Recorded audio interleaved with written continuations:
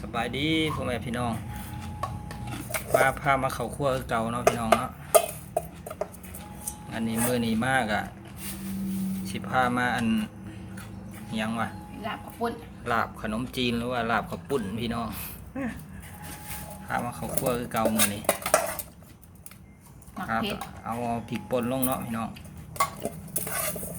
พริกป่นใส่พอประมาณให้มักเผ็ดกะใส่เผ็ดข้าวคั่วพี่น้องอันนี้ข้าวคั่วตามด้วยเป็นนัวสุรสใส่ร้ายเสียบร้ายเด้อเป็นนัวนี่ตาลเล็กน้อยพี่น้องขาดบ่ได้แม่นนี่ตัวนี้แหละพี่น้องคันบ่มีตัวนี้ก็บ่แซ่บใส่อีกน้อยหนึง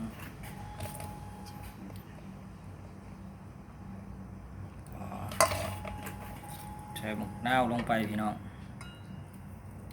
นาวลงไปมักสมก็ใส่สม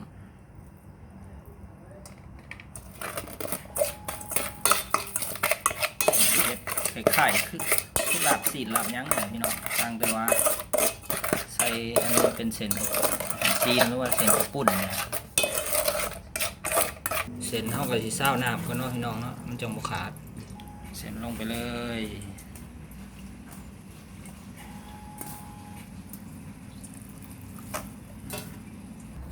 อันนี้เป็นหอมเนาะพี่น้องหอมซอยหอมผักชีพลังหอมป้อมผักบัว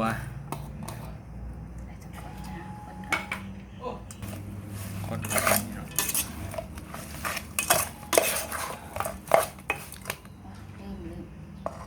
ของแถมใส่หอยนำได้เป็นว่าสูตรนี่มีใครเห็ดมาเด้อลาบข้าวปุ้นได้มือนี่นะ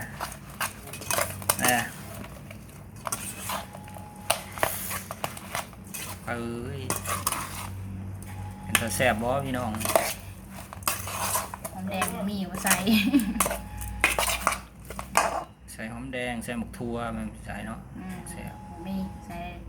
ผักโรยเด้พี่น้องพักกินกับเฮากะมีอันหมักแตงแล้วก็ใบมะกระทินนี่กะหล่ำปีขาดก็ได้พี่น้องนี่ใบสะระแหน่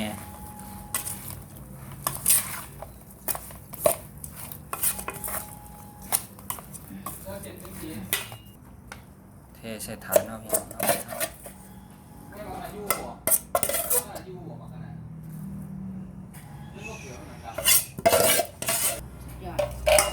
งพี่น้องวันนี้ตั้งกล้องกินน้ำกันเลยเนาะวันนี้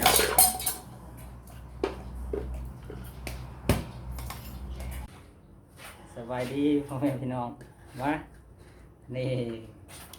ลาบขนมจีนเด้อวันนี้หาแต่แนวกินบริมีเพียง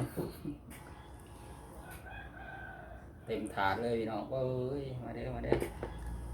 หาก็เลิกงานพี่น้องหาแนวกินอีกแล้วเมื่อนี้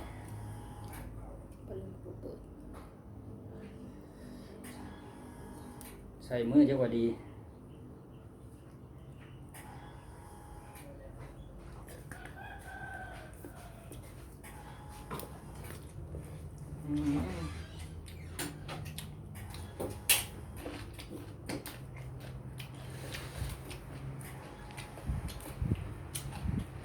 คือเก่าเลยเนาะขออนุญาตใส่มือเลยเนาะ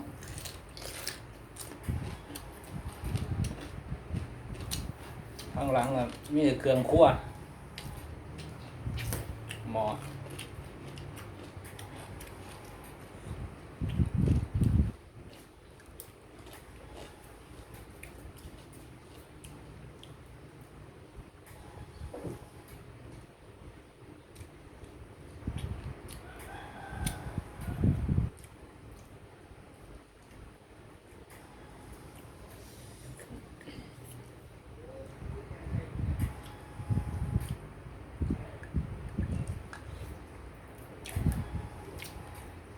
กินแตงนะครับ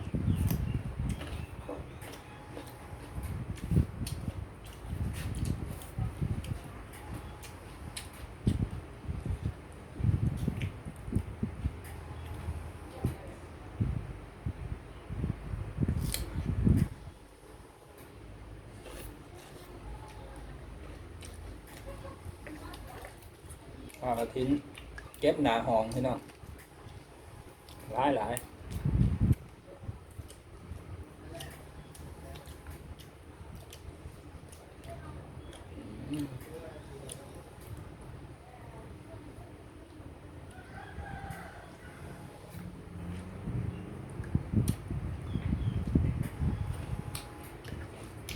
ว้าวเห็นตาดิเนาะ ปลากระล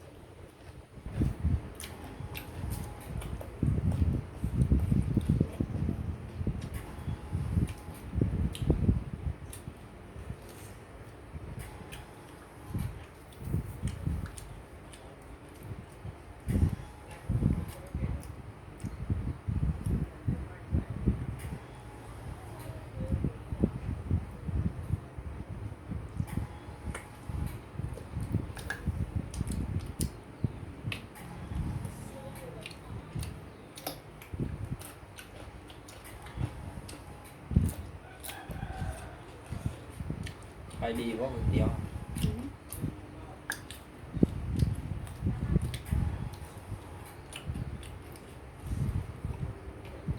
ด้วย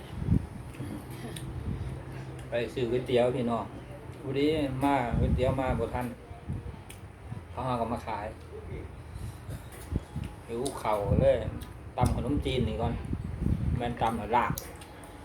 สดน้ำ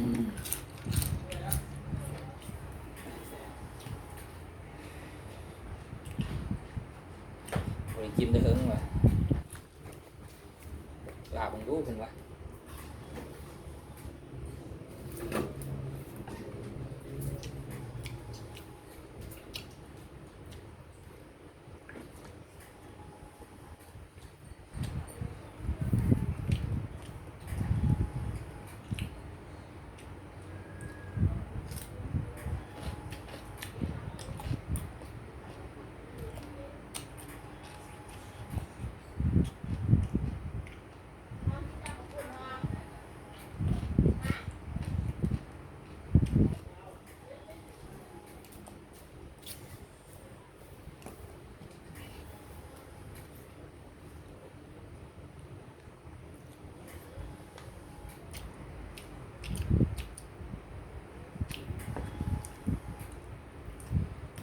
กินก็หอกระทิ้นน่ะมัน เข้ากันท้องขอบถั่ว